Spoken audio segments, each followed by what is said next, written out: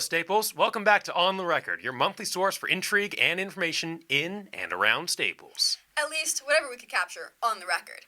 This month, we have a very special edition of On the Record. Each segment has been submitted by students outside of Inklings, and we have a contributing anchor, Ben. I mean, if you ignore 2 years of producing On the Record, sure. And in other news, senioritis has begun to grip class 2025. Experts say, meh, they're almost out of here anyways.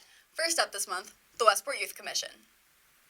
The Youth Commission is like the offensive linemen of Westport. They don't always get the attention, but they always make a difference. We are the Westport Youth Commission. So the Westport Youth Commission is a partnership of youth and adults appointed by the first select woman, really charged with looking at youth issues in town. So it started back in the 70s as the Westport Youth Adult Council, and it's only one of the only appointed boards here in town that has youth members. Whether you know us from the iMentor Safety Program, where we teach 6th graders about internet safety, Dodge a Cop, where we play dodgeball with cops, the Job Bank, where you can find local jobs with ease, or maybe none of those ring a bell. But we're hoping to find students interested in joining our commission.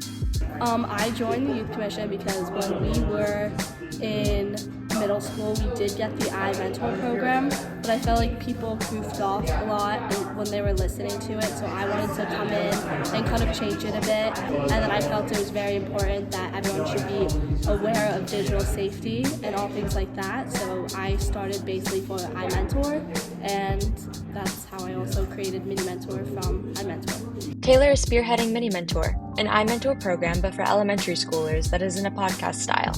These are just one of the many ideas students have brought to the WIC that have come to life. If you have an idea on how to make the town of Westport a better place for teens and adults alike, come to a meeting and pitch us an idea. So what would be the biggest initiative that you're working on right now? Like, oh my God, mini golf, town mini golf. This has been an initiative that we've been trying to do for years. We got close, but now we're gonna bring it home, and it takes a lot of work, but the commission's up for it. If you're interested in some fun community service, look up the WIC online, email us, and come to a meeting. We hope to see you there. In a way, school is a full-time job though, isn't it? You show up at 8, go home at 3, and then you have to get your homework done. That's a full workday, and it's not easy. It's worse when you tack on extracurriculars. You might not be home until 6, and we all know 1 or 2 people who do 2 sports, 3 clubs, and still have a higher GPA than I do. Overachievers. Yep, school can be stressful, and it's hard work for everyone. But for some people, the old ways of sitting at a desk or table and grinding for hours isn't the best way to learn. That's right. Some people follow different pathways to learning. Roll the clip. Welcome to Pathways. I'm Jake. I'm Amir. This is Pathways, everybody. Follow along.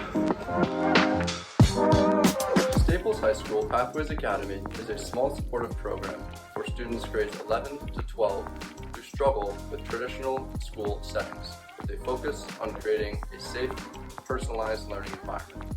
What made you create Pathways? I had left Staples High School. I taught there for 9 years, and I had left and I had gone to do a few different positions in the state of Maine. When I got back to Staples, I just realized that there, was an opportunity to serve students who were having a hard time in a different way.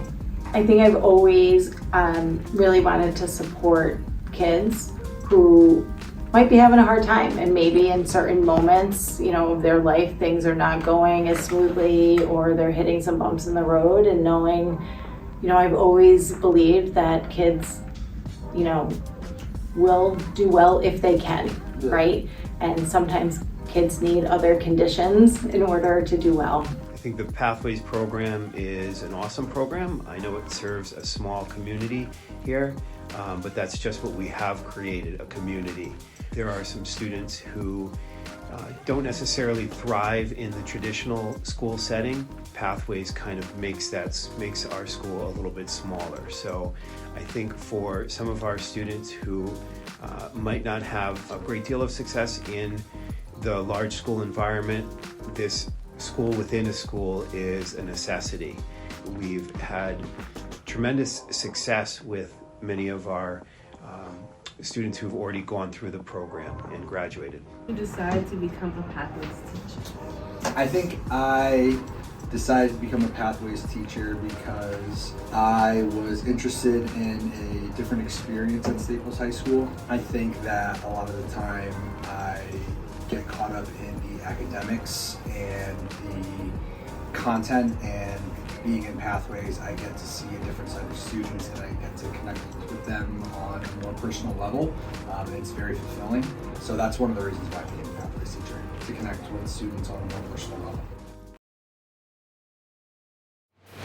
I just ordered my new point shoes online, and when they arrived, they didn't fit. Can you believe that? Well, you ordered online. That was your first mistake. If you can't see it in person, don't buy it. Trying stuff on in store is much better. Ugh, but it's so cold out. Well, Bianca, some people are brave enough to face the cold and do their shopping in person. Roll the clip. Amazon is our go-to app for easy online orders delivered right to our doorstep. But we usually end up unhappy with our orders, and returning has become the norm for all of us. Online shopping has turned us into antisocial, lazy people. Fight me if you want to, deep down, you know I'm right.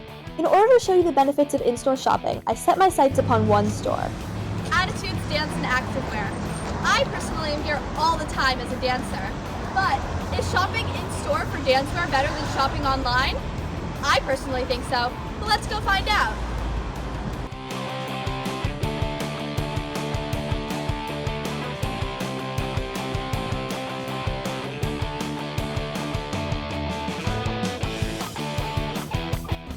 We have people all the time who say, You ordered from Amazon, okay, sizing between every brand, both shoes, ballet shoes, but leotard's completely different, and everyone's body and foot is shaped differently, and the only way you're going to figure that out if what works for you is to come in and try it.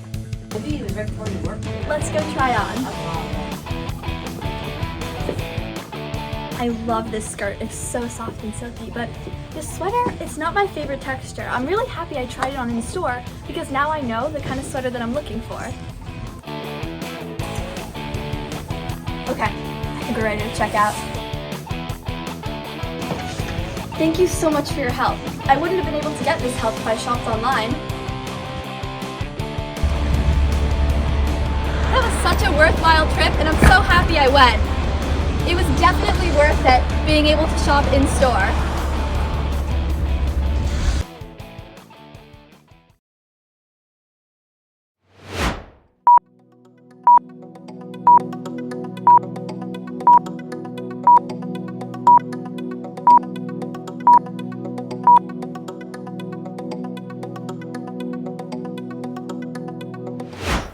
Let's round off this month's episode of On the Record with one of the senior class's most dynamic duos. You definitely know them. You may or may not love them.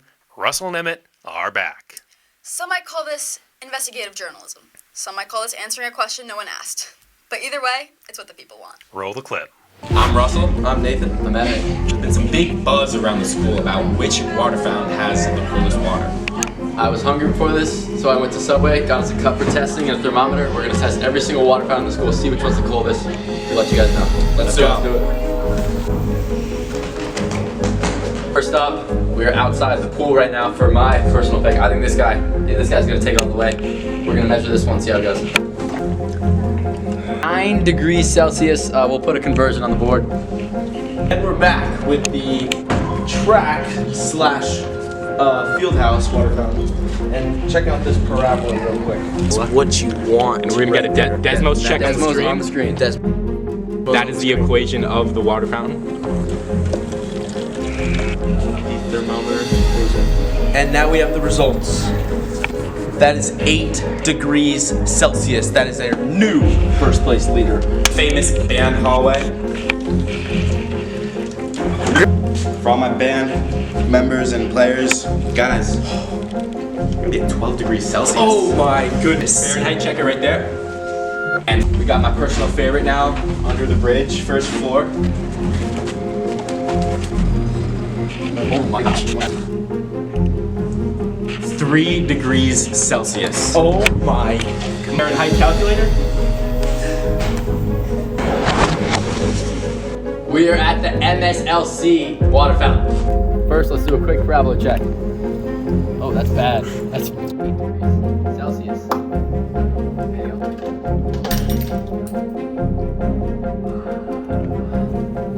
Guys, I'm really sorry.